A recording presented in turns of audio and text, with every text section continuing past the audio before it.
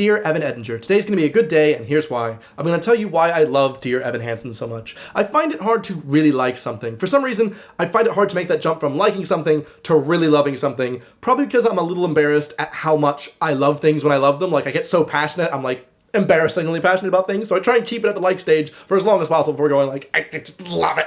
However, nothing could protect me from the overwhelming wave of passion that I have for Dear Evan Hansen. Now you might be thinking, Evan, do you just like this musical because it's got your name in it? And the answer is, I mean, that's definitely a reason. That's definitely one of the reasons why I started watching, I'm gonna be honest. I actually found Dear Evan Hansen because a lot of people were tweeting me about it saying, hey, it's got your name and you also like trees. I love trees, okay? I found so many similarities between me and this Evan guy. Who is this Evan Hansen guy? Why does he love trees so much? That's my thing, okay? I did it first. My Twitter bio, when I first made a Twitter, I love trees and making YouTube videos, and I'm sure you like me for the latter. No joke. I have the forestry merit badge in the Boy Scouts, and I can name you 25 different types of trees just by the look and feel of the leaf. You better believe it.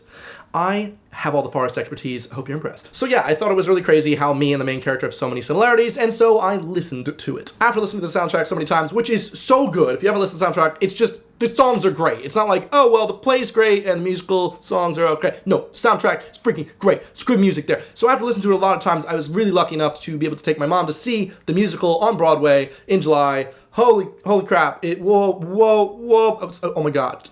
I was crying at every scene. Not even all the scenes are important. They're like, oh, Evan, this is a funny song, okay? Sincerely Me is funny. I'm like, I know, it's just so freaking good. There's just multiple points of just insane relatability that I find with the musical that makes me love it so much. And I know there's a lot of musicals on Broadway right now. There's a lot of old ones, there's a lot of new ones. People are like, oh, why do you like this one so much? It's just in the press, you know, it's getting that La La Land effect where it's getting so popular that people are now bashing it because it's popular, which is dumb, by the way. There's a reason people like this musical, and that's what I'm gonna tell you right now. Because it shines a light on things that are really important that a lot of people, especially young people, have. The social anxiety that Dear Evan Hansen talks about is just, I don't know, it's not talked about by anyone. And it does it so well in this musical in such a beautiful way. Right off the bat, the first song, Anybody Have a Map, it's about a mom not being able to communicate to her son. I find this so relatable as a mother.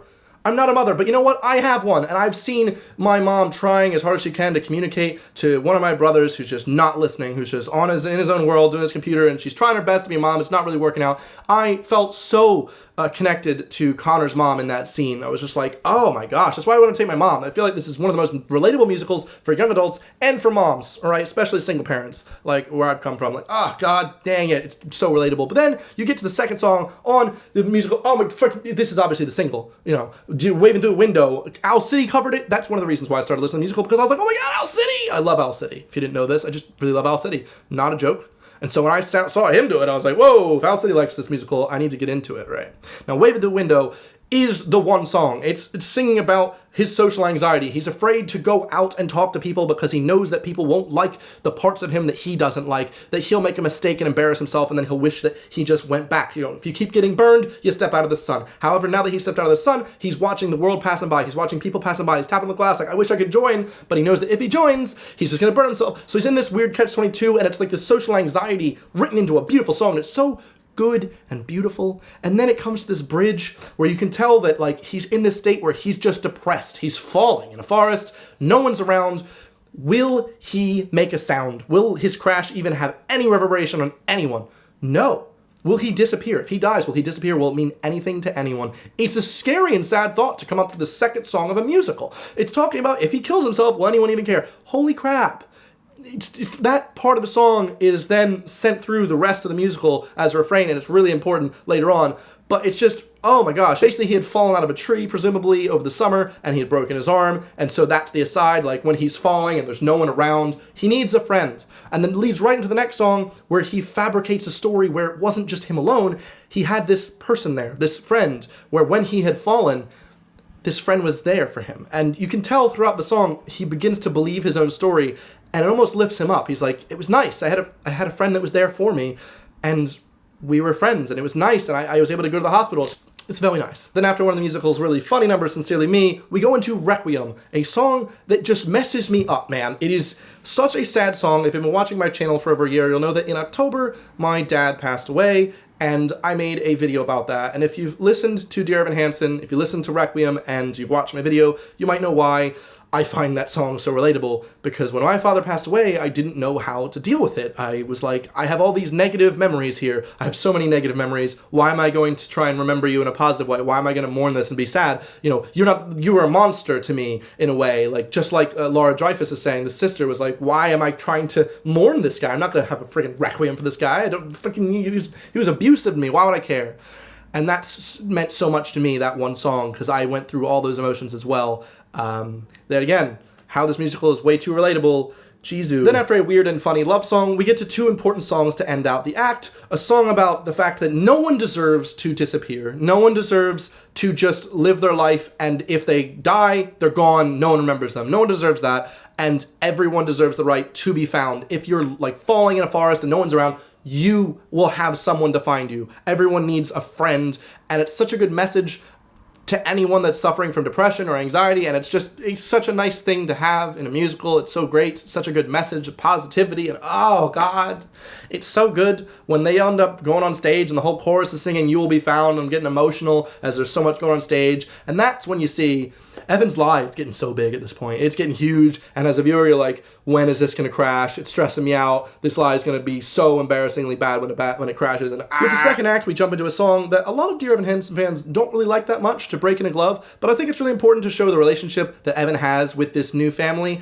I found it incredibly relatable, as I've had circumstances where I really didn't want to be in my family home. Not that my mom was never there, but that I just didn't feel happy or safe in that home, and so I would spend all of my time that I could either at work or at my girlfriend's family home, where her dad would teach me how to break in a glove. Not necessarily my actual dad did that. I am American, you know, play baseball. But would just teach me anything, talk to me anything. I'd have dinner there all the time. I related so much to Evan during a lot of these scenes where he was always at that other family home because he felt like he was included there. He felt like they loved him. He felt like he belonged there, even though that wasn't his family. Now, in my situation, I mean, they had kids of their own, and, you know, I could have probably stayed home, but I just needed to feel like I had another family that loved me. I don't know. As a kid, it's rough. You know, you just need that. After another love song, we get to an angry song, Good For You. This is where freaking, Evan's mom, that actress, is just so talented at sounding angry. Evan's friends and his mom angry at him for literally just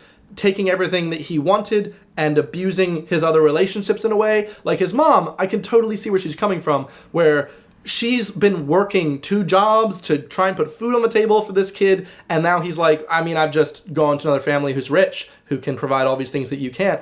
And I can see why she's angry at that. And like I said, I've been in such a similar situation where I just wanted to be with this other family. And I understand why she's angry, but also, and you can see Evan really start to crumble during the song when they're accusing him of things and being like, I hope that's good for you, because, you know, you just let me crash and burn, like, but that's okay, Evan Hansen's great. And you can see him, like, just really crumble during that one verse. It's like, stop it, stop it, stop it. It's like, oh, gosh, this is coming together so well and so stressful. And I'm like, you. And then everything crashes, and you feel bad for Evan in a way. Obviously, everything is built on a lie here, but during Words Fail, this song where he's basically telling the truth and saying, I shouldn't have done this, and there's nothing I can really say to make up for this, but I just wanted this family. I wanted this life that I didn't have, and so I took it. And you really begin to feel for him, because at the beginning of this musical, you know, he had this social anxiety. He had this feeling like he couldn't step out. He couldn't talk to people because they would dislike him. And then he finally found a way to do this. He finally, like, was brave enough to step out. And now look at him getting burned. Obviously, he deserved to get burned, but he's stepping out to the sun. He's getting burned again. This is teaching him, I should never have done this. I should never do this again. I should just keep being this wallflower and not talk to anyone. And, it's just brutal. And then the piece de resistance in this musical. So big, so small. Evan's mom, like I said, that actress is just freaking great at emotional singing. Oh my gosh, this song wrecks me. I'm like sobbing completely. It's like there's a waterfall on my face happening watching this musical. Oh my gosh. She's singing, and Evan is all like, oh, is there a truck gonna come take you away? God, no, I can't handle it. I can't, okay? If anyone has ever been in a single parent household, that song will mess you up, right? That song that just shows the love a mom has for her son, and she knew that in her life, she was never going to be able to fully provide, but she was going to fail and fail, but she would always try, and she would always love her son, and she's comforting him and saying, like, even though things feel so big right now, they will feel smaller over time, and that's such an important message to anyone that's experiencing an event that's causing them massive trauma and sadness, and it's just such a good musical. It ends with this finale. You can tell Evan's grown as a person. You can tell everyone's kind of grown from this, and it's so beautiful. If you haven't had a chance to listen to it or to see it, and you have a chance, please do. It's just such a wonderful piece of art that I think should be experienced. And like I said, there's other musicals out there that are great and everything, but this one just really shines light on such important issues that so many people face that I find so relatable, and gosh, please watch it. And if you have seen it and you want to give me your thoughts, please tell me in the comments. I would really appreciate that. And subscribe and make new videos every Sunday. By the way, Summer in the City is next week in London. If you want to meet me, I'm going to be having these really cool new shirts and phone cases. Oh my gosh. Do you like puns? Do you hate war? Holy crap. Isn't this the best design you've ever seen in your life? I know. It's going to be online soon, but right now, just at Sitsy, I only have limited stock, so be sure to go to the merch booth as soon as you can. Thank you very much for watching. I hope you enjoyed this, and I hope you go out and watch Dear Evan Hansen. I'll see you guys next week. Goodbye.